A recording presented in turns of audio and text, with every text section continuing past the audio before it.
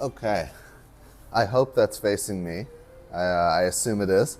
But hi, dear viewer. Today, this is a topic that I would have talked about alone normally, but this random hobo I kidnapped off the street offered to engage with me, so here we are. Would you like to introduce yourself, random hobo off the street? Yeah, I'm Stuart. I was living on the street for the last couple of years, and Blaze came across me with a cup of coffee and invited me to come sit down and do a YouTube video. So And then he I promised stole me that a night coffee. in a hotel room if I. And then I stole that coffee from you and told you to get a job. Anyway, so today we're going to talk about global warming. Obviously, we're not going to solve the issue overall, but what I'd like to do is define the scope of the debate itself. And I think the way to do that is to because you are I'll say it. You believe in global warming and I do not. Okay. But I think we have to define what that means first. And the definition I would offer is that you not only believe that it is happening, but you also believe that measures must be taken to stop it. Because, Yes. believing that it's happening, cool. I mean, nice. You believe it's getting warmer. That doesn't mean anything. Right. So you believe in the agenda that the people who believe in global warming are pushing. Correct. Not to malign it necessarily as agenda, as opposed to just, how to put it? The task they think is at hand. Correct. I'm a little tired today, so I'm not sure how well we'll do. But the important thing here is that I, as the anti-global warming person, am by definition the defender. Okay. What I am calling for is us to not do something, Okay. while you are calling for us to do something. Correct. And therefore, the impetus is somewhat on you to prove that that thing needs doing. Would you agree with that? Well, I can't prove it. Obviously, I'm not a climate scientist. Yeah, of course. But But I can offer my understanding, what I believe is happening based on Yeah. reading that I've done and discussions with people. Well, of course. I'm not saying that you need to take on the role of a scientist. I am saying that as a representative of your side and your side itself, you are the ones who have to prove beyond some certain level of doubt that something must be done in order to Right. make us want to do something about it. Right. Because And it's I easy have- to do nothing. And I have no way to prove anything. However, from Yeah. reading and from talking to a friend who's an expert on medical science, my understanding is that global emissions of carbon dioxide have been on the increase, and that we are continuing to show elevated levels of carbon dioxide, which is harmful for I'm just brain checking the camera functioning. quickly, but just want to make sure we're good. Okay, it looks like we're good. Cool. So we have elevated Yep, it's still recording. We're still elevated alive. levels of carbon dioxide, which he measures with equipment that he has both in his house, outside his house, and also he's in connection with a monitoring facility in Hawaii. And he has said that the amount of carbon dioxide we currently have in the air is sufficient so that children have a difficulty term learning, cognitive skills are affected. That's a separate issue from global warming. Well, let's. However, I also Just if yeah. I may interrupt for a moment. Yeah. We can go over the facts all day, but I don't think that's the pertinent thing that we can get to here, because neither of us are experts. Right. Or, even if we do the research, Yeah. if you've ever read a scientific study, it is so much gobbledygook that it's basically impossible for any normal person to read it, and probably Right. impossible for a PhD to read it too. But the point being that we're not going to get there. We're Right. not going to get anywhere by arguing over this thing is happening. No, this thing is happening. Right. All I want to define is what the debate is, which Okay. is to say, you as the attacker must prove certain things to, not to say my satisfaction, but your side must make a case to the satisfaction of my side good enough that we agree that something should be done, and therefore something will be done. Would Okay. you agree with that Yeah, framework? I agree with your premise. So But we are making measurements of things such as ocean temperature globally.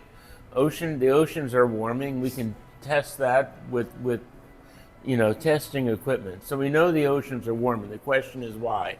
Are they warming because of a natural warming trend that the Earth is undergoing and may have been going for over a century?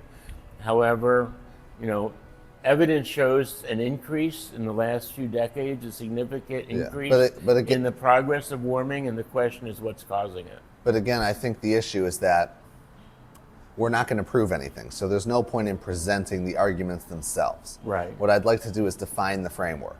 And to that end, I think that is part of it. In order for you to satisfy my side, what I think you would have to prove is, one, that global warming is happening at all. Right. And two, and I think this one is less important, but it's still a big part of the argument morally, is that humans are causing it. So you'd have to prove, one, that's happening, two, that humans are causing it, and so you agree with those two first. It's not the only ones. I agree. I mean, I think, without being the ones who physically go out and measure the temperature of the ocean, I can't prove it. However, from what I've read and understood, temperatures are warming in the ocean. There's no question. That can be measured. The question is what's causing it and what we can do about it. Well, that's actually the third point, is that beyond whether it's happening and if we're the cause, you'd also have to prove that there is something that can be done about it and that something is good. Right. And as far as something that can be done about it, my perspective is that we do have elevated levels of carbon dioxide. And from what I've read, most climate scientists feel that elevated levels of carbon dioxide is a greenhouse gas, and it causes a greenhouse effect whereby it traps heat in the earth. And that this amount of carbon dioxide is likely to be one reason why in the last few decades global warming has accelerated. That is certainly the primary argument from which the others spill. Right. But I do want to get like a real agreement that you would believe that in order to satisfy the point of the debate overall, not just here, obviously, but like in general, your side would need to prove that it's happening, and I would actually add one more, that it's happening and that it's bad. Because something that's good is not something we need to do anything about if the Earth is getting warmer. So you'd have to prove it's happening, it's bad, and we're causing it. Okay. As well as there's something we can do, and that thing that we can do is going to be more good than harmful. Okay, so let me attack those one at a time. Well, I'm not saying you need to attack them first. I just want to address them one at a time. Okay, yeah, proceed. So first but of all, you agree that with the framework of those are the things. Just before you go, you agree with the framework that those are the things that you need to address. Right. I think there was three separate things. The first one I want to address is what the effects are, assuming that global warming has taken place. You said, is it harmful or is it not harmful? That's right. Maybe it's not even relevant. It's harmful because when ocean temperatures increase, a few things happen. One thing that happens is melting of ice caps. In Greenland, in Antarctica, for instance, and as the ice caps melt, the ocean levels rise. And it's quite likely that over the coming decades, maybe, let's say by the turn of the next century, significant amounts of coastal territory will now be underwater, which some people would be concerned about because that means that a number of cities would now be underwater. Even though people can move inland, not everybody wants that to happen. Another problem with elevated levels of heat in the ocean is increased amount of hurricane activity. Hurricanes are spawned by warm oceans, and there are going to be more hurricanes and much stronger hurricanes. This is two things. The third one would be wildfires, like what we're seeing in California, where heating up the atmosphere may be causing drought, and it may be causing increased risk of wildfires. So those are things that could be caused by global warming. That's an answer to your question, is it actually harmful? As to your question about whether humans are causing it, this I have to rely on information that I get from scientists who have said that carbon dioxide and other greenhouse gases, when they're in elevated amounts, can trap heat in the atmosphere, similar to how heat is trapped in a natural greenhouse when you're growing crops. And if that's true, that would explain why over the last few decades the warming trend has increased significantly as we've been burning more fossil fuels. Now, finally... Could I just interrupt for a moment here? Ahead. Is that, could we assume that all of your arguments will be based on the people you have listened to? On Which is things to say, I've read on the internet. Scientists have said X, Y, Z. Right. And that will be your fallback on every argument that you make. Well, yeah. Not to say whether that's right or wrong, Right. just to say that is what Yeah, you will be doing. that's true. I'm not a global warming scientist. Of I'm course. not measuring the water temperature in the ocean. You know, I'm only basing on my understanding of what scientists have measured. Okay. So let's see. So I want to try to examine which arguments will be easier to prove than others. Okay. So, like, is global warming happening? I think that one, that's not the biggest obstacle. Okay. That one, Yeah. because I mean, well, it's somewhere in October. It's like kind of mid-October right now, and it's pretty warm out. It's not as simple as that. I mean, well, I'm not saying mean that it is. things are warmer everywhere all the time, obviously. No, of course. But water temperatures in the ocean, for instance, can really be measured over time. So scientists can really determine whether the ocean has been warming. And they've done measurements over a long period of time, so they can see the I trend. know, but you've said that. Yeah. So we understand that you've said Yeah. that. I'm just saying that will likely be the lower obstacle to Okay. you in terms of proving. All right. And humans causing it, that one might be a little higher, but Right. that's doable. I think that's Okay. doable with Okay. because carbon dioxide, I think it's, wow, that shopping cart really flew. Anyway, carbon dioxide seems tentatively to warm air. Correct. So in an isolated system, Right. it's hard to conjecture that out Yes. to the whole world. Yes. But in isolation, it Correct. seems to have that effect. Right. So therefore, and because human industry Yeah. releases those things, we could reason that's not that hard of a claim to make. That's correct. But I think you run into much more issues on the Yeah. second part. That's where Okay. things get much more dicey. Is that first about whether it's good or bad? Right. Because you made some arguments about why it might be bad. Right. But I think if we were to expand on that much further, Right. we would find that there are many good things about that too. For instance, many, many, many more people die of cold than they do of warmth, like around the world. People freeze to death. That's probably true. I don't know if slowing the process of global warming is going to impact people's survival in terms of temperature. Well, remember difference. that's a separate issue Yeah. because there is whether warming itself is good or bad, and Right. it's the moral dilemma about the effect of the solutions, and those Right. are two separate arguments that must Right. be made. Yeah. But I'm just talking about the first one right now. Right. And in the first one, for instance, I might mention that there are many, many more people concentrated towards the equator than towards the poles. Okay. That people live where it's warm. Right. So if there was more of the world that was warm, there would be more habitable places for people to live. Because people have clearly decided that the warm places are the habitable ones. That's a hard question to answer in terms of whether more people would migrate to the warmer areas. I and completely whether that agree. would increase the population of the Earth. But I'm just That may saying or may not that be true. I don't know. people seem to at least aesthetically prefer warmer climates. And Uh-huh. if we look at like basic historical trends, people have survived in warmer places Mm-hmm. much more. That's that doesn't necessarily mean that they would continue to. For instance, Right. we have central heating now. Right. So people can survive in colder places. Right. But it is just to say that, like, I'm not saying that this argument proves Yeah. that global warming is good, but I'm Right. saying it is a strong contender, and it would be Uh-huh. it would be a hard statue to knock down.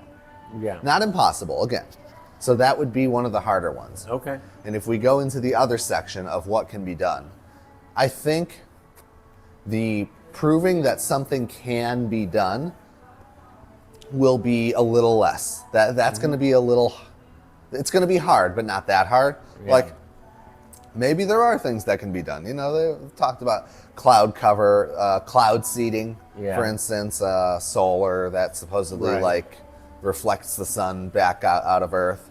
Okay. Or, you know, I mean, obviously we've probably seen the movie Snowpiercer, so it doesn't always go well. You haven't seen Snowpiercer? No, we won't talk about too I'll much, just but briefly, basically the idea is that the countries of the world in this story decided that global warming was a huge threat, so they released some sort of chemical into the air, and it made everything so cold the whole world froze over and everyone died. Okay, that's so it's one just of the general idea what of you're course talking about. Yeah, that's where I'm going with that. But it's just to say that given our technology, I think it is believable that things could be done. I don't think we have total control over the weather, but there are things that can clearly be done to counter it. So I think that will be, like, if we have the first two, the threshold's going to be low. The third one, it's going to be high. The first two being global warming is real. Global warming is real, and humans are causing it. Okay. Those thresholds are low. Right. Now, is global warming bad? That's going to be a much higher one for you to argue I kind against. of stated my answer to that, which is increased hurricanes, raised ocean levels on coastlines, and more wildfires. Those are the things I see happening. Well, let's say those things are happening. Yeah. Let's say those things would happen. Yeah. I'm simply saying that is a much harder argument to argue. That there are many more counterpoints I could bring and other people could bring, and there are many mitigating factors. Right. For instance, the Earth is not a greenhouse. Like, a greenhouse is an isolated environment where everything is controllable. Right. But the Earth is a massive environment that has supported life through much more dramatic circumstances, and clearly has, how to put it, corrective mechanisms in place. For instance, apparently plankton in the ocean eat carbon, and they bring it to the bottom of the ocean. I don't know exactly how it works. Yeah. And so there's like massive stores of carbon at the bottom of the ocean because the plankton eat the carbon or something, or breathe the carbon, and then they sink down. Okay. And that has taken a massive amount of carbon out of the atmosphere. Okay. Or further, that life existed millions of years ago when carbon was 10 times the amount that it is now. Right. So my point is that warming itself being bad is a hard argument to make. The threshold is high, whereas the first two were low. Okay. So we get into the next section, and the next section being the solutions. I think the solution section it's a little higher than the first two, but it's kind of low. Right. But the last one is where we run into a lot of trouble.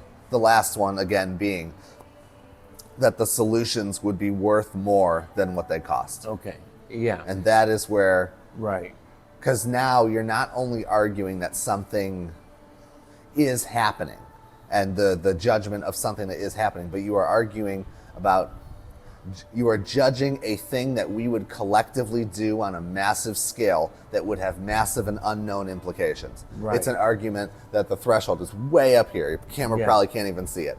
It is massive. From an environmental point of view, I don't think there's any downside to reducing fossil fuel burning and fossil fuel extraction and consumption. You know, I mean, I think if we were to extract fewer amounts of oil and gas, there wouldn't be any environmental impact to that reduction. But environment is not the only consideration in this one. Unlike the others. There would be economic considerations. Not only economic, but to the broadest possible extent that economic can be stated. Right. That people's livelihoods all over the world people's livelihoods all over the world, as well as their futures and their families, are on the line here. Right. And I'm not talking about, instantly making a transition. It's obviously a gradual process, which is already to some degree underway. I mean, as solar technology becomes more efficient, solar is a fairly safe way to produce energy. It just takes the energy from the sun and it doesn't, to my knowledge, produce any kind of byproducts that are harmful. So I think, so putting solar panels on a roof or having solar farms, I don't see any downside in particular to that. From what, I don't want to go too much into the lay expert territory, Yeah. but in my previous learnings, solar, in order for solar to be made, it is the solar panels, one key ingredient are rare earth minerals. Okay. Rare earth minerals they're rare and deep in the earth, and they take massive, massive amounts of energy as well as pollution to mine them. Okay. Like there are pictures of the fields in like Mongolia where they mine it, and basically the entire region is blackened and poisoned by the mining. Like it's really it's a go green person's apocalypse. Right. So obviously if they were to improve that, that would change. But in the meantime, it is to say that solar, as well as a lot of the other renewable methods, renewable sources, which I do hate that they use that word. Okay. I wish they would say something less goody two shoes toned. Like, oh, our thing, it's renewable. Unlike the other thing, which is fossil fuel. It's in the ground and it's never coming back, and we're going to run out of it. It's so whiny. Right. Yeah, I don't know that we'll necessarily run out of fossil fuel before we make a transition 10 million to years. clean energy. I think the renewable aspect is not as important as the amount of pollution caused per unit of energy. Now, I mean, my feeling about rare earths is we already need them for many things. We need them for defense, for defense equipment. Yes, they're in all the chips. We need them, I believe, for electronics that people regularly use, maybe their phones. I'm just checking the camera, but continue. One way or another, we're going to be mining rare earths. Okay, we're good. Apart from solar panels, there's actually a lot of other reasons why we have to be mining rare earths. So, in our technological world, with our advanced technology, I think rare earth mining is going to happen no matter what. True. Regardless of whether we're using some of it for solar panels or wind turbines or whatever other clean energy, I'll call it, rather than renewable. That Other one clean also energy has a goody sources. two-shoes tone. Well, but the aspect is when I say clean, that it's causing less pollution as a byproduct. But one has to other ask. than the rare earth mining. I'm not saying that I know the actual answer here. Yeah. But how much pollution is caused by the mining, processing, and shipping of those minerals? Yeah, which is going to happen no matter what. That could be. That I'm not that knowledgeable about rare earth mines, and you seem to know more about that than I do. I've done a bit of research. I've only been reading recently about the purpose of rare earths, as far as the necessity of them and the importance of them, as far as politics, where the United States is making major endeavors to reduce the reliance on China for rare earths, because China is mining a very significant quantity of rare earths. That's right. And in reading about it and seeing the number of technological products, apart from solar or apart from wind, that are using rare earths, I'm not sure that these, what I'd like to call clean energy sources, are really requiring so much more mining of rare earths that it has that severe an impact. And I can't really Exactly. answer. That would be a number that we can't really ascertain. Else. But the problem is that is only one dimension of this last argument, which is, again, having a brain fart here. The overall cost benefit analysis of a transition to clean energies, as you say, is that is only a single dimension. And within that argument, and this is probably what makes it so insurmountable, is that we could go into hundreds of dimensions. We could go into thousands of dimensions. We could go into the cost that, for instance, that wind turbines have on random bird species, because the wind turbines are bird eaters. As someone who cares about the environment, as someone who cares about wildlife, naturally I would take into consideration whether offshore turbines are causing sounds that affect sea life, like whales. Yeah. Whether onshore wind is, killing birds. I mean, Yes. if this is proven, naturally, I would take that into consideration. There's always these considerations. This is similar to when you talk about pumping oil out of the ocean floor, and you know that there can be an oil spill, which has a significant impact on wildlife. Yes. So these are things that, yes, there's going to be downsides, but I would want to look at the extent of the downside, and I think there's more downsides with wind than there are with solar, from what I've been reading, other than this rare earth issue that you brought up. Wind also requires it, funny enough. Yeah, I know, you told me before, but Yeah. also, as we were talking before this interview, nuclear, and in my opinion, especially fusion nuclear, is probably going to assist a lot with the transition to what I call green or clean energy over the next decades. Because, my understanding from talking to a scientist I know is that we're in the process of just now coming online with small fusion nuclear reactors, which basically use water as a fuel, fusing together hydrogen from water to form helium, just as the sun adds two hydrogens to make a helium molecule. And that fusion energy will be clean and abundant, and probably fairly localized. A data center, which right now consumes a huge amount of electricity, might be run by a small fusion reactor just dedicated for that use. I was reading that they keep building the data centers. They do. And I think that actually, and of course people complain that the power bill is going up. Yeah. So I think if anything would push people to develop small-scale nuclear, it will almost certainly be the data centers need. That's for sure. Because they'll just have it for the one building. Well, yeah. That's So- most likely one of the things that will come online in the coming decades. I think that is absolutely. Yeah. And I was actually at a nuclear power conference last year, okay. and one of the presenters, I forget the name, was presenting a small-scale nuclear reactor. Right. It was like, it wasn't even big. It was like, there's a big flower bed over there, which I'm not going to reference here, but it was like the size of like a semi-truck.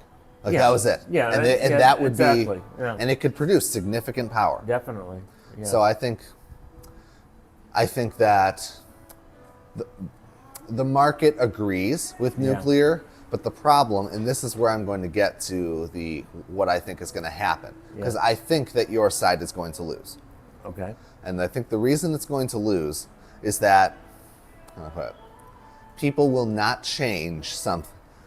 Other than our argument that we're having, of course, is that because most people will not engage with this argument whatsoever, because they'll run into, and I'll get to the other part in a moment. Yeah. But when people argue about global warming, they'll spit the facts back and forth. But in the end, that's not what they're arguing about. They are trying to fit the 5 categories that we already laid out into one.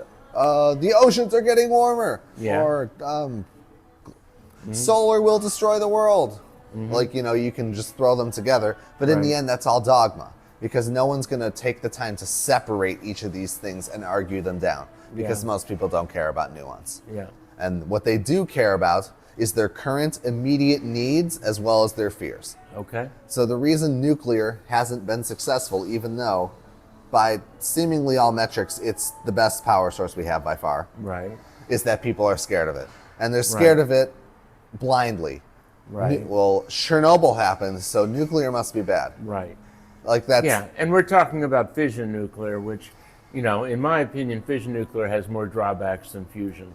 Fusion isn't online yet, but to a great degree, but fission does produce radioactive byproducts, and there is a risk of a meltdown, whereas I know you can say that we haven't had a meltdown in the United States since 3 Mile Island, which I was a teenager, I think, or early adult when that happened. But there's more risks. There is radioactive byproducts that have to be disposed of and transported. And of course, decommissioning a nuclear reactor just to clean it up and put it out of use is also a big mess. But apart from that, I wanted to bring up something else that, if I can remember what I was going to bring up. You want me to keep yapping and then you'll Yeah, hopefully catch keep back yapping while I try to Okay. remember. I was going to say something after our discussion about, oh yes, I know what I was going to say.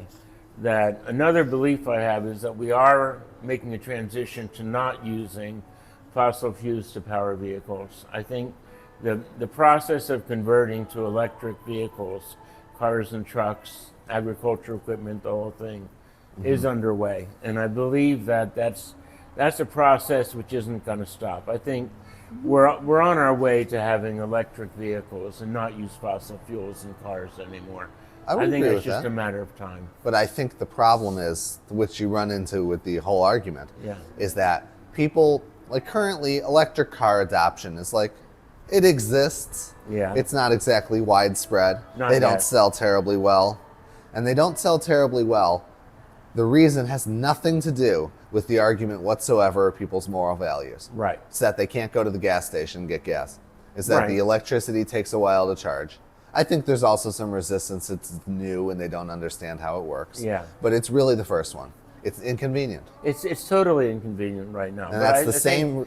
I think gradually you'll see gas stations being replaced by charging centers, and But the you charging can't. centers will have to go much It has to be than 5 minutes. It has to be 5 minutes in and out, like it is Yep. filling your tank. If it's like and that, that's just a they'll matter win. of time. I mean, it could take, a while, but I think it's Yeah. a matter of time. Yeah, I would agree with that. Yeah. But I think the important thing is that that switch is entirely based off of convenience when it happens. Potentially. I mean, I don't know if that's entirely true. I mean, the reason for transitioning to electricity, I mean, it is at least in part the clean energy aspect that, cars do pollute the air. I think most people believe that when they're using fossil fuel. But, obviously part of it is going to be economics and practicality. Well, let me rephrase. Yeah. Electric cars will be adopted, let's say it, would not be adopted without that convenience factor. As long as the charging is like this, it doesn't matter how many people think the world is going to end or this or that. No other excuse will work without the final excuse of it being convenient. Right, and that's the reason we're not seeing everybody driving electric Correct. cars, because they're available. Yeah, and that's they're available right now, but you're not seeing widespread use And that's because of the convenience factor. And at some point, first of all, being able to charge your car overnight in your garage is a relatively convenient It is thing cool. to do. But there's not enough charging stations yet, Yeah. and they're much too slow. No one feels like they can rely on it. Yeah. But I think that is the same reason that no mass action about Right. global warming will ever happen. Yeah, I don't believe there's going to be a mass action. I mean, my belief is that we will trend toward what I call clean energy over time. That it's not, Sure. it can be pushed too hard. There can be, Mm-hmm. For instance, Governor Newsom saying, I Of want California. no electric car, no gas-powered cars Yes. after a certain date. Uh-huh. I don't know how realistic that is and whether Yeah. that's really going to happen. Yeah, I think there will be a transition to electric, but maybe not in that time frame. and I guess I should say, given the time frame that you would predict that renewables, just to Yeah. use the common term, Okay. that renewables will take over to a degree that global warming will no longer be an issue. Do you Yeah. think that that will organically happen on its own within a time frame where we'll be okay? I think it is organically happening, but I think there also has to be some incentive. I think having, tax credits to encourage clean or green energy, either tax credits for people buying electric vehicles, Which there are. or tax, any kind of tax implications based on transitioning industry to clean standards. There are actually a lot of those now. Yeah, but some of them are being eliminated. That's true. Not all of them are being continued. And But I think they should be continued and maybe even increased. But just to get to the point here, is Yeah. that let's say that doesn't happen, Okay. and people just naturally adopt it. I think it will over time. My feeling is that I don't know. I just see this as a form of human evolution. I think over time, human society has evolved through the Industrial Revolution, now through what I might call the AI revolution. Sure. And The fourth robotics industrial revolution, as Industrial Klaus Schwab revolution would was say. a big one. And, there's always downsides. I mean, the Industrial Revolution, put a lot of people out of work. Robotics puts people out of work. AI will put people out of work. There's downsides, but I think human evolution, societal evolution does continue, and that we're all, always moving toward the solution to a lot of problems over time. I'd say then I would put forward the case, and I'll have an example afterward, Yeah.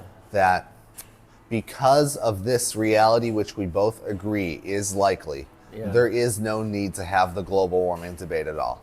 I think it's important because, like I said, for the tax incentives, it gives reason to have, and as a reason for auto manufacturers to set goals, which they do. But hold on, just before you continue, Yeah. did you not acknowledge that naturally we would simply make it on time and do it anyway? I don't know about on time. I think naturally it will happen, but I think the reason why I'd like to see it accelerated is because of the on-time factor, to see how we can prevent as much of the implications of what I consider to be global warming, how we slow it down and hopefully slow it down fast enough to eliminate some of the immediate downsides over the next few decades. Let's say to try to convince you of my argument here, I would present two things. One first is that whenever bad climate events happen, people have adapted to those events, especially ones that happen over and over again. Is that we are a very adaptable species, and we have an adaptable marketplace, and people can move when bad things happen. Which is to say that the downsides of global warming have that overblown factor, which I think is conveniently left out of most proponents, such as yourself, arguments, which is that when those bad things happen, we will find a way to counter them. So that would be one. And the other is actually about the Industrial Revolution. If you go to third world countries, which I have not been to many, what you will find is that there is a lot of mess. And there is nearly no care taken of the natural environment, both in the city and without. Pollution is everywhere. We do not have that here. That is not due to global warming initiatives. That is due to the fact, and this has been well documented, that after a certain point of richness, people start to care about their environment around them, and therefore they fix it. I mean, in general, people who don't have food and water and clean water are thinking much more about how to get fed it's a logically and sound get clean argument. water than about any of this. There's no hole in it.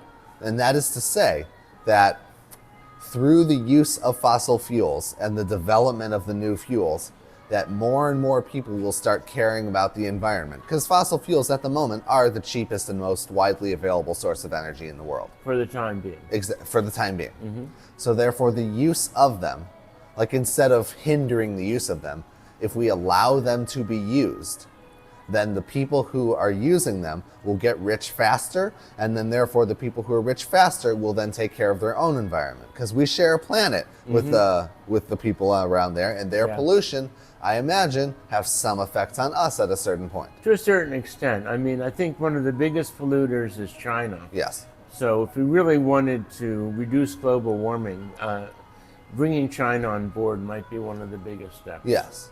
But the problem is, in the end, they're not rich enough. So they'll tell us to kick rocks. And they have good reason to. Because they have to take care of their citizens. Exactly. So therefore, the idea of pushing for global warming control policy seems to be hard to prove to begin with, because we already discussed that whole argument. And you need to prove all 5 things. And the few of them are not so hard, but those big ones are so big that the entire argument is very hard to get through. You know, this is an obstacle course, and the last one you have to jump over a volcano.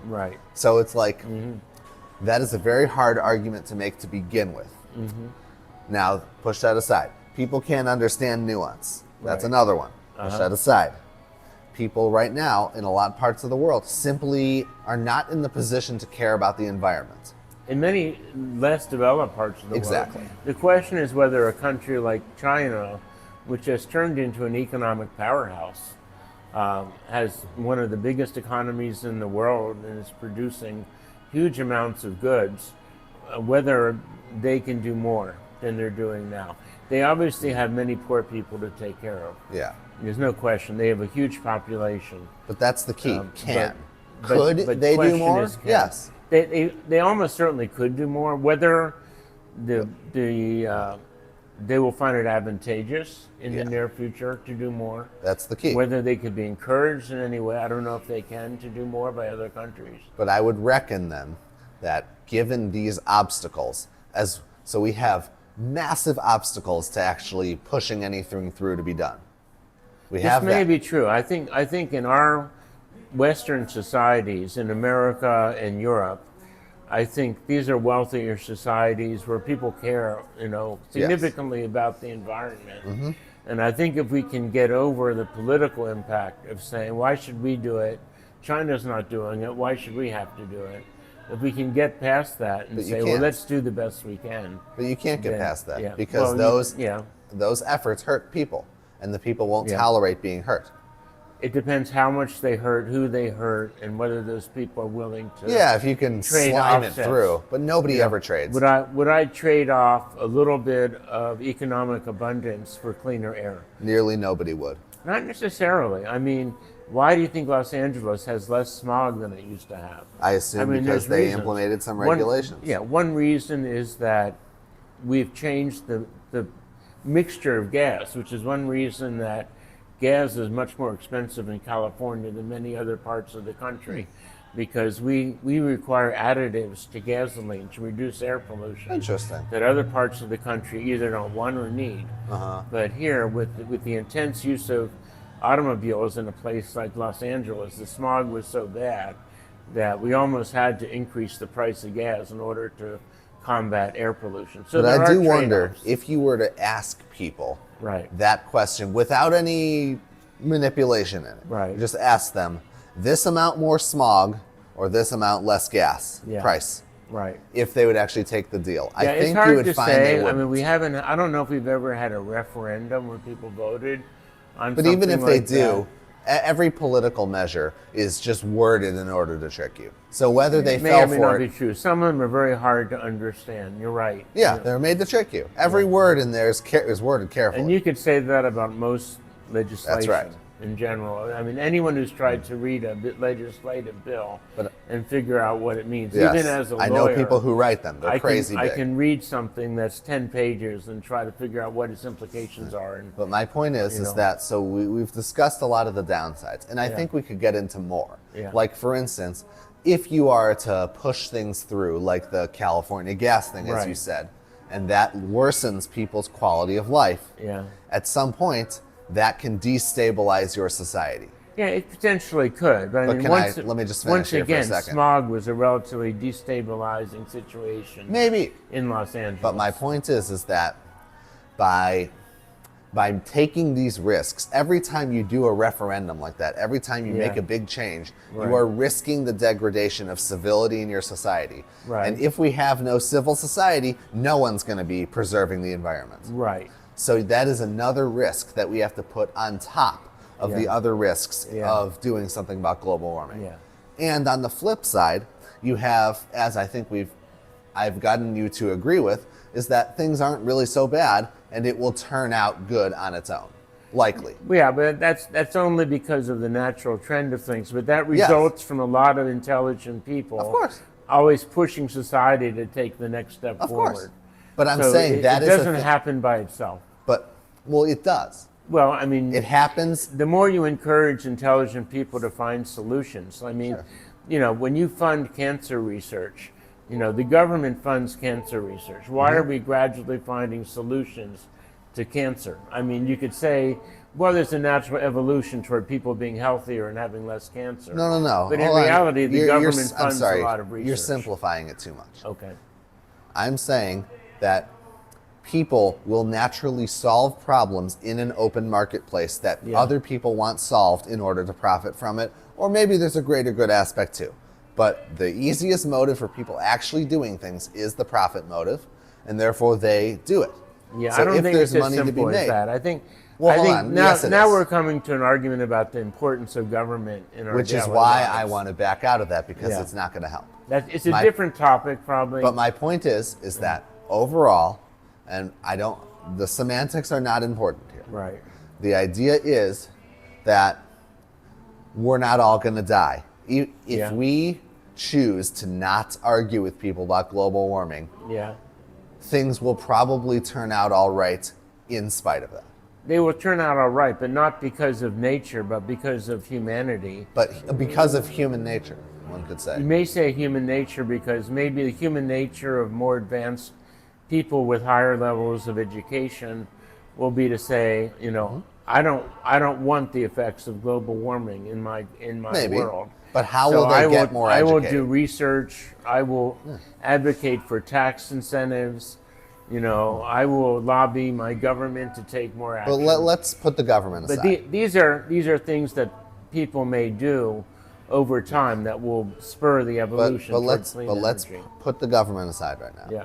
We've already agreed that clean energy is already coming. It's coming on Most its likely, own it's the future. because it simply is the better technology. In a sense, I mean, it's the better technology because people want clean air. They want Well, it just fewer works better. hurricanes. It They just want works fewer better. wildfires. But that and- nobody's thinking that when they go to buy their electric No, car. no, and that's why it takes legislation and it takes education. People need to become increasingly educated about, because when people are more educated, they make smarter decisions as a whole. Yeah, but you're saying education as in, the whole education indoctrination argument. You're saying education as in everyone will be educated to agree with me. That's how you're and then, using it. I in mean, a I sense. always feel that education should include, a variety of viewpoints and allow the person who's But you learning assume to choose that on their own what is the best. But you assume that people will come to the same conclusion you will. No, not really. Some people may come to course the you do. conclusion that, it's That all a smart scam, people that will. green energy is just a scam. And That climate smart change. people will come to the same conclusion. Not really. you will. There's many smart people who have started to say climate change is a scam that was produced by some political party. And Well, then I it's- don't see how education is going to lead to the result you want. Well, I do think of it as a form of human evolution. I think nobody could have really stopped the Industrial Revolution. They might have said, "Oh, it's going to put a lot of people out of jobs." Yes. You could be very intelligent and say, "We can't Yep. do this. We shouldn't do this." And people were But very my feeling is sympathetic. that human society evolves. Yeah, and people were very sympathetic to those arguments and They then were. did it anyway. And in the end, for whatever reason, I think the Industrial Revolution was in a large part economic. Of course it was. It's similar to what you said. It's the profit motive. Yeah. I think environmental initiatives, and another one would be saving endangered species, for Who cares about example, are endangered not species? necessarily happening without impetus, from people in terms of their values Yeah. and their concerns. It's not. But- I don't know if it'll happen just. you're from running away profit from the motive, argument. but it's likely to happen. You're running away from the argument here. Yeah. It smells smoke. Ew. Yeah, I smell smoke.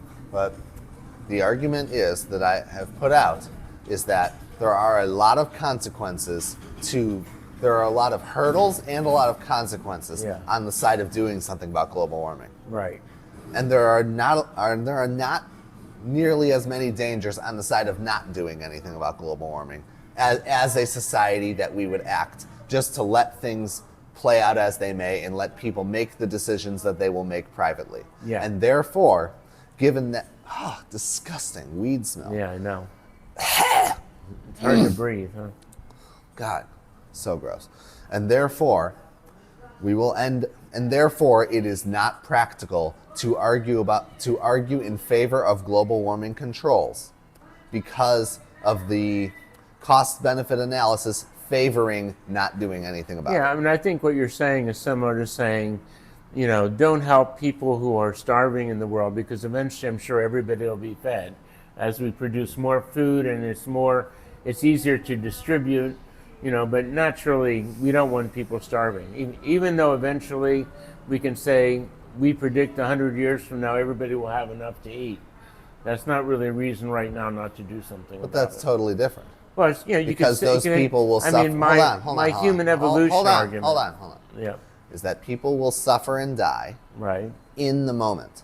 Right. The And it earth will happen not in the suffer and moment. die in the moment. Well, people will continue suffering and dying, whether it's from poverty, whether it's from global warming, whether it's from disease. That's the reason we take initiatives. We don't say, well, the trend is for, less disease, that polio has been virtually eliminated. We have Hold on, developing I'm cures sorry. for So cancer. you got to stop. You're going all over Well, the I place. mean, the point is you're that splitting your even consciousness. Even though things evolve in a favorable direction, it's not a reason not to overtly and intentionally push them in the right direction. Yes, but the problem is that if you push, you may also receive a result that is much worse. Well, That's the issue. That's what we've been talking about. This from is the Russian beginning, roulette. which is offset. So, well, life is Russian roulette in a way. No. Because this is Russian roulette for society. Yeah. Because basically, you have a revolver. There are 6 holes. Yeah. In this revolver. One of the bullets in the revolver, everything is fine. Right. 3 of them, everything is terrible, and Right. 2 of them, nothing happens. Right. Want to shoot that revolver? No, obviously I don't, and that's a whole different issue. I mean, I don't think anybody's talking about playing Russian roulette. Yes, you are. How? Because by advocating for, on a large scale, global warming controls, Yeah. you are engaging in that game of Russian roulette. If you do nothing, that is different than playing, because you do not have to make a moral argument for not doing something. Yeah, you I don't only have to agree. make an argument for doing something. And No, currently you're yeah. doing the thing that you would be doing is picking up that revolver. Yeah. And you're saying that it's worth it to shoot that revolver because of the chance that it will turn out better. And Well, I'm saying that it's yeah. not worth picking up that revolver because the chances that things turn out worse when you do are much bigger than the chances of the thing turning out better. Yeah, I disagree with your Russian roulette analysis. I mean, I think people do need to actively do things. I mean, not every action you take is an act of Russian roulette. I mean, theoretically, you could say be very passive and never take any action at all because any action is Russian roulette. What I'm saying is that, as I've laid out, Yeah. there are many hurdles to go over in terms Right. of the pro control argument. Right. There are many hurdles and there are many risks. Mm-hmm. And on the other side, there are some risks and no hurdles, because the hurdle to doing nothing is always 0. The hurdle you don't to have doing to do nothing anything. is increased global warming with the One effects se- that it may have. No, I'm saying you don't have to get over a hurdle to do nothing. There are consequences of There are doing nothing. consequences. But I'm saying we're dealing with, to try to give a visual representation, is that in terms of the amount of risk and the amount of possible consequence of doing something about global warming purposefully is woo! It's a lot. No, it depends how fast you're doing it and how you're approaching it. Depends. I mean, depends, we're already depends. doing things about it. But I'm we saying- already have someone like Elon Musk who created Tesla because he believes electric vehicles are the future. I mean, this didn't happen hold by... on. It didn't happen by No. chance. You're he took separating action. things. Hold on. Yeah. What you're saying is that the actions of an individual to do something privately, he has done something individually and Right. privately to help and also make a lot of money. Right, and that is also- very different, because global warming controls are all government forceful action. Yes. So I that mean- is not Elon Musk. It doesn't have to be forceful. It can be tax credits. You don't have to... It's all force. You don't have to require someone to have an electric car. You can give tax credits for electric cars, for solar panels. It's the same thing. There's things that the government can do. It's just another name for force. It's all the same thing. Well, it's The government is pushing you to do something. Right. The government does not ask if you'd like to be pushed. It simply pushes. Well, they're asking if you'd like to get a tax credit. I mean, Yeah, in other words, they are weighing themselves on the scale and forcing people who are not agreeing with them to do worse in society. Well, I mean, that's what government is about. I mean, obviously, certain things like having stoplights, without government, you have no stoplights. And you have no enforcement of traffic laws. I mean, there's reasons why government exists, but I think, government also, can push things in the right direction through, once again, to come back to my cancer research example. I mean, there's no harm in government-funded cancer research that You're I right. can think of. Okay, but global warming controls, or cancer research. What is cancer research? They're putting money that could go elsewhere Correct. into that. Correct. That's it. Always. That's the whole It can thing. always be money that can go somewhere else. Yes, and that's the consequence, and that's it. Right. Global warming controls are a much more dramatic action by the government. They are manipulating markets. They are putting money in. They are forcing people to stop doing things and forcing other people to start doing things. For instance, Gavin Newsom and the electric cars. He is forcing people to do things that are of consequence. Yeah, I think it would And be more therefore- effective for Newsom to offer a strong tax incentive for Maybe so, solar and but for there already electric are. cars. There are massive tax incentives. And for the government to help fund research into how to have faster charging stations, things like that. Okay, so let me amend to a more an easier point. Is that, would you agree that given the massive risks around climate controls Yeah. and the much more minimal risks of not doing anything, therefore not doing anything purposefully, my point is that therefore the debate can continue to survive in the what should the government fund department. Hold on, please no, let me finish. I don't really agree that you can say there's massive downside. We've already to gone through combating this. com- We've yeah, but already we didn't gone through agree. it. Yes, we did. No, I didn't agree to that. Yes, you did. I didn't. You did. I didn't agree. You to can say it all day, but I'll go over it again. that. Okay.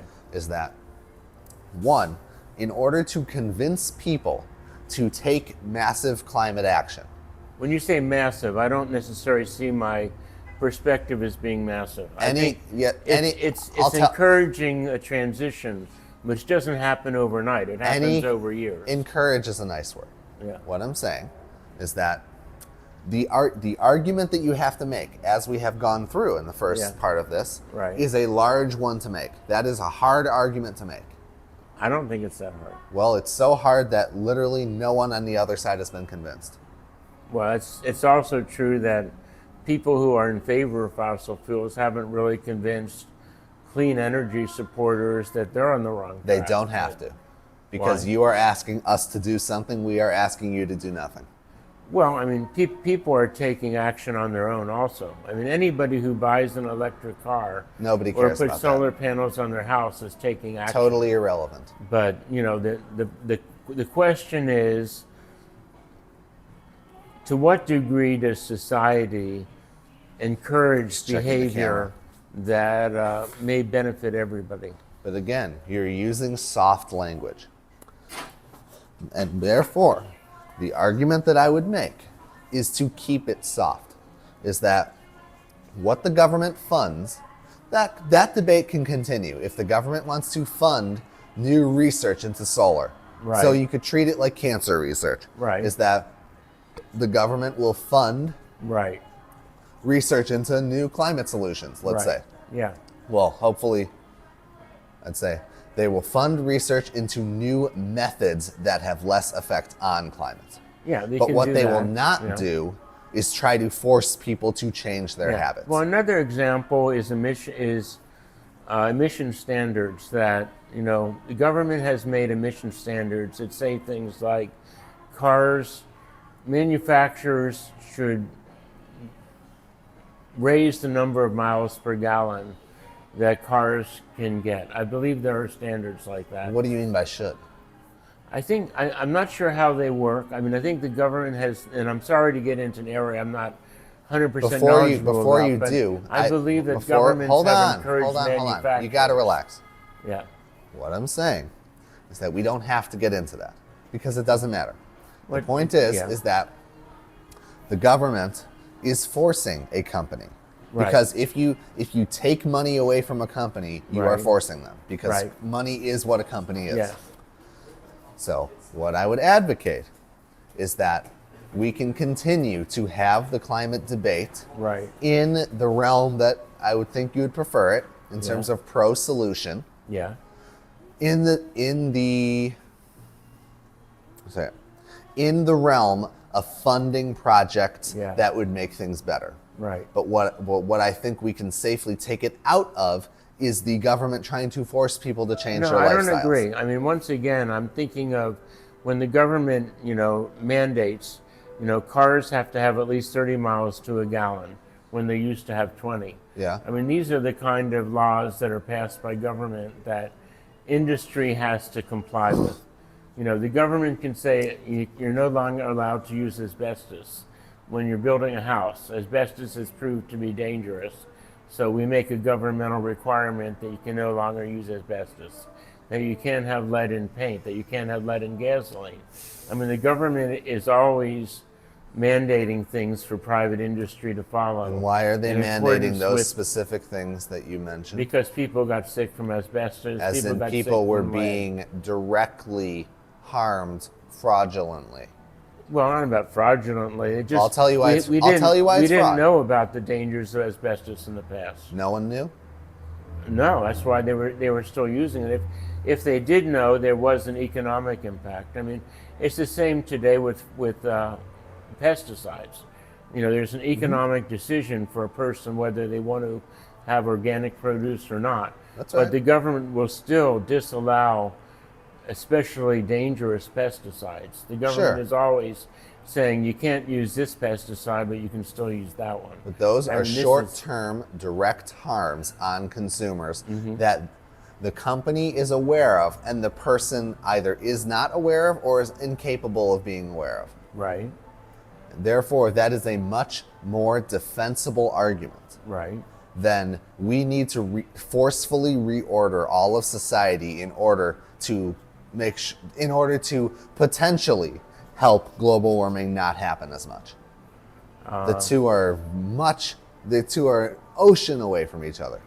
I don't see it as being as far apart as you do. I mean, I think, a way to see it is the government will, over time, improve the safety of chemicals and materials that are used in industry.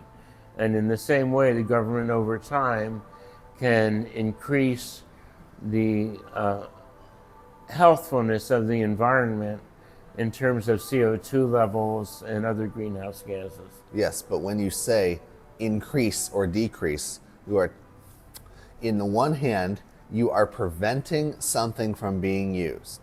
Right. You are preventing a certain product Right. that has direct and measurable harms Right. from being used, Right. which usually is directed at a very specific subset of the population. Yeah. And it's usually not against the population itself, it's against a company. That's usually what it Right. is. You cannot sell this thing with this, you cannot sell this product with this chemical in it. Right. What the global warming lobby asks is that people be forced to change their habits, be forced to reorder how they live their lives entirely on a global scale in order to potentially not do as much damage to the climate. Yeah. I mean, even asbestos, they didn't force people to tear down their houses and take away the asbestos. Yes. They made a Why law didn't that they? you couldn't use it anymore in new construction. Why didn't they? Well, because, once again, there's an economic issue. Uh-huh. You can't force everybody to tear down their houses and build new ones. Why not? Every time they discover another toxin like lead. Yeah, in why paint. not? Because of economics. Because But what would happen? it would cause, too much harm to people. They couldn't, it would be so expensive to have housing that people couldn't afford it. And then what? That's why things go more slowly. They don't go overnight. But hold on. Let's say you're right, that it would cause things to be so expensive that people wouldn't be able to afford housing. Right. Why does that matter? Well, it Because in matters the end, because people in wouldn't be society- poisoned by the asbestos. Because of what? Because, yes, no one would be able to afford homes, Right. but they wouldn't be poisoned by asbestos. Yeah, and that's why we didn't, make a law that everybody has to tear down their homes, but we did make a law that new construction couldn't contain asbestos. Yes. It's a gradual process. As older homes are torn down and newer homes are built, we're gradually decreasing the amount of asbestos that's in use and that's out there. In essence, so. But the problem you're running into is that your lobby, your side, does not argue for that reasonable limitation. That is the point that I brought up before, is that Yeah. we could fund the discovery of new solutions Right. and not engage in societal social engineering on a massive scale. Depends what you mean by social engineering. Give me an example of what type of social engineering would be done to prevent climate change that you might object to. Well, banning people from eating meat, for instance. I don't think anybody's saying that. Plenty of people actually are. Yeah, but that's the fringe. It's really a fringe of society that'll say something that I hate to extreme. tell you, but the global warming lobby itself is the fringe of society. No, It's not a thing that's global argued warming about is much fairly, at all. It's fairly mainstream at this point. Nobody's talking about Talking about eliminating meat consumption is not mainstream. Talking about solar, wind, nuclear, overall preventing global warming is much more widespread. Talking about extremes like, only getting around on bicycles and foot, or never eating meat. These are more fringe elements. They might not be bad ideas, but nobody in a widespread way is talking about forcing this on anybody to the point where it could happen. So do you not believe in forcing things like that on the people? I don't believe forcing vegetarianism on people would. Let's say be, forcing any sort of life-changing habit on people, like I of think similar amount. gradual life changes, like the transition to electric cars, is not the same as saying nobody should eat meat. But I think I'm these are not saying pretty they different. should. I'm not talking about gradual stuff, because gradual stuff is different than force. Yeah. Encouraging, putting advertisements out there for eating less meat is very different than banning the sale of meat. No, I agree. Like in California, they want to ban the sale of gas-powered cars. Right, and over time that might be something to encourage, but I think meat consumption is such a different issue.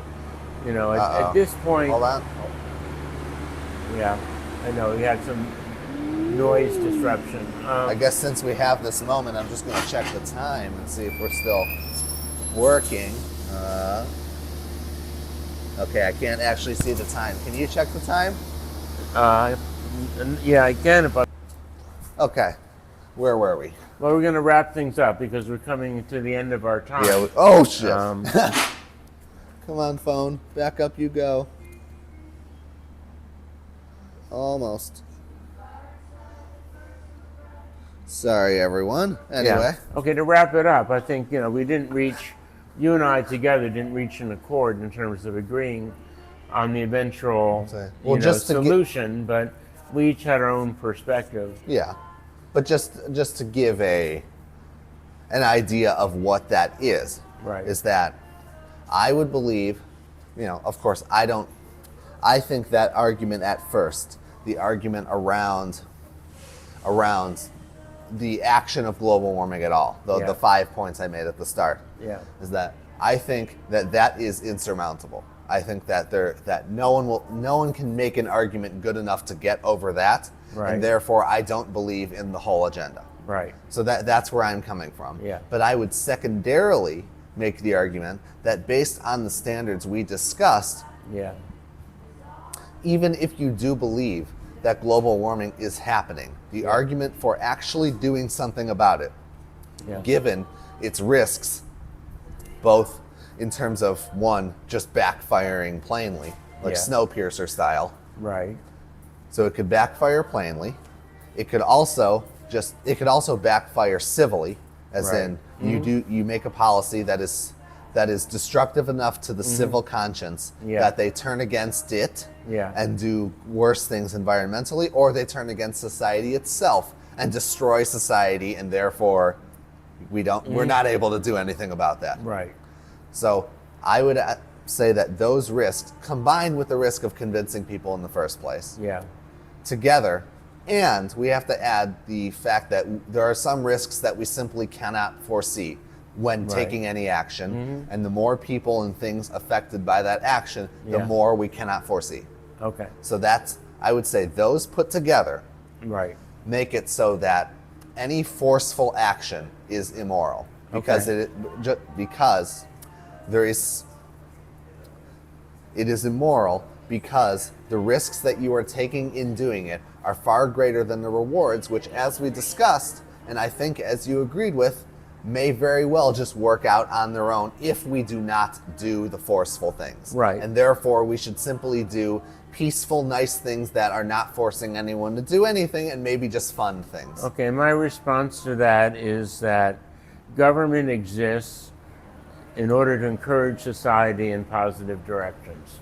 And I don't want to get into too many examples because we're Of course. wrapping up, but that, government is always trying to encourage progress in society to a certain goal, or to many different goals in a way, and that there is a reason for us to take, overt actions to move ourselves against the drift of climate change and to make improvements in the environment.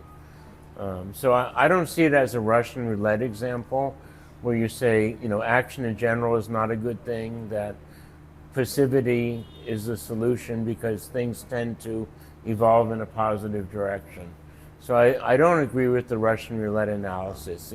I do, as an optimist, I believe things tend to evolve in a positive direction, but I nevertheless think we have to always be constantly guiding it in that direction, including through government on a societal level. Well, then I would only ask one more question. Okay. Is that let's eliminate the euphemisms here Okay. and just say it plainly. When you say encourage, do you mean up to and including blatantly forcing people to change their lifestyles? Yeah, if it comes to something like mandating that vehicle manufacturers increase the number of electric cars they produce, setting standards like 30% of cars by 2035 have to be electric.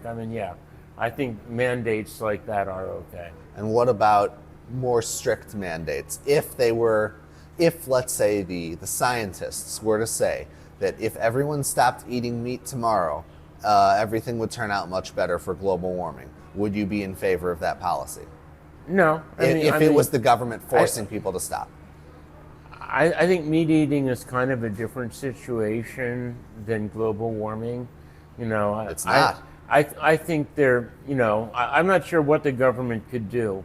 Well, may I to just, discourage I people must from interrupt eating for a meat. moment, Yeah. because there is actually a big contingent of the global warming issue around meat eating,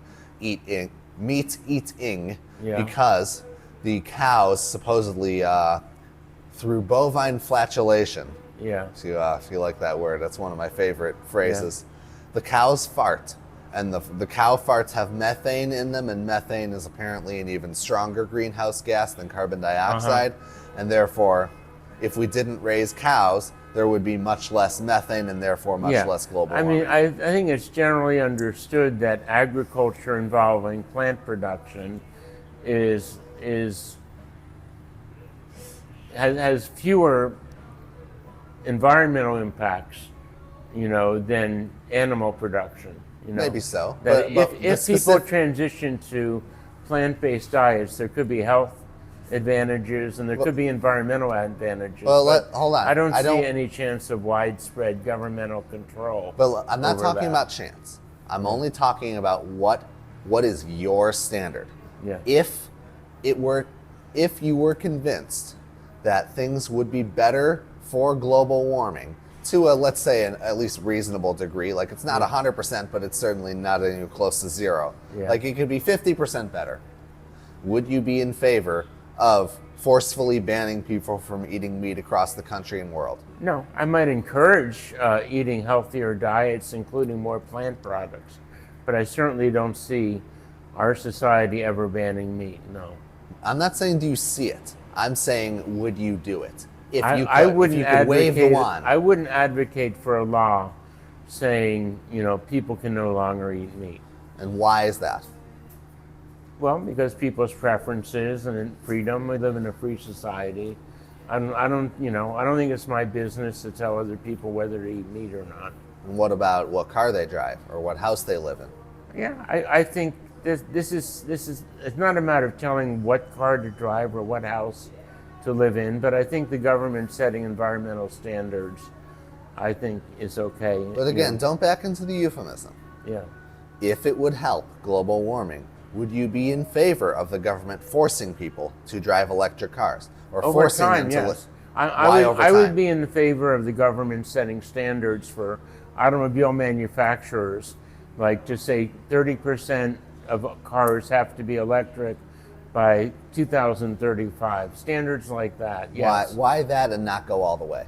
Why Well- not just say every car you make will be electric, or we will fine you $1 million a day? Because it's not practical. Why? From an economic and societal perspective, that's not practical to do. And that is what I would argue about nearly any forceful action the government would take about global warming. It is not practical on a societal standpoint. Well, I think it's already being done. I mean, I think And government is already starting to advocate for a certain percentage of cars to be electrical. add force. Well, when I No, say you need to use advocate the or ad. force, if the government says to General Motors, we just passed a law that you have to have 30% electric by 2035, I think, to me, that's fine. But and remember, I think that's it not- probably will happen. But don't use the euphemism, because the advocate. Well, Encourage. enforce, Yeah, encourage, force. legislate. Everything the government tells you to do is force.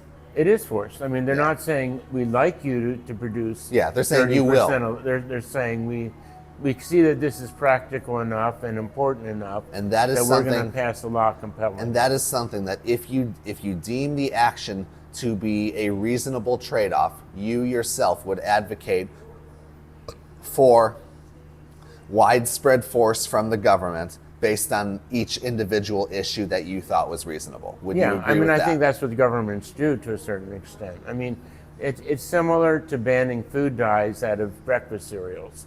The government makes a decision, and society is better off if we don't have certain food dyes in our breakfast cereals. The government feels that we're better off if we have a certain number of electric cars on the road by 2035. These are this is what government does to a certain extent in a democracy. So And I maybe guess I even would. in countries that aren't democracies. So I think I would steelman you slightly here to say that you do agree with the proposal that I have made, that if you thought a certain measure was reasonable, you would take that measure through force. Yeah, I mean, I You'd think that's be what advocate for government that. does. If Yeah. if And I would government only- is doing, as I gave in my example, if government sets standards for transition Force. to force the manufacturers not to put food dyes in cereal, or to force automobile manufacturers to manufacture a certain percentage clean or electric vehicles, yes, I'm in favor. Okay. And the only thing I would mention for the viewers and for your thoughts is that the government forces us to do many things like that right now. They They do. have for a long time, and during COVID especially, many things were Definitely forced. during COVID, for sure. And I would only ask you, how do you think our society is going? And this is not for this debate because we have to Okay. go. I would only ask you, how do you think that has worked out for us? Because I would Yeah. reckon that things are not going well in our society, and a large part of that is that many, many thoughtless forces have come from the government and have done a lot of damage to our civil society. Right. And that's it. And I think a discussion of the importance or the significance of government and whether we should have a smaller or bigger government and the extent of government control in our lives is for a different podcast, for sure. a different discussion. And I think that would be interesting, to develop some ideas about in the future. I think this is, in large part, already was kind of that discussion. To a certain extent. Yeah, it's very similar. But anyway, thank you for watching. If you Yes, survived thank that you long. also for surviving this extended podcast. Yeah, this was pretty good for a hobo off the street. What Okay. can I say? Yeah. Good job, Stuart. Thank you, Blaze. Well, farewell and see you next time.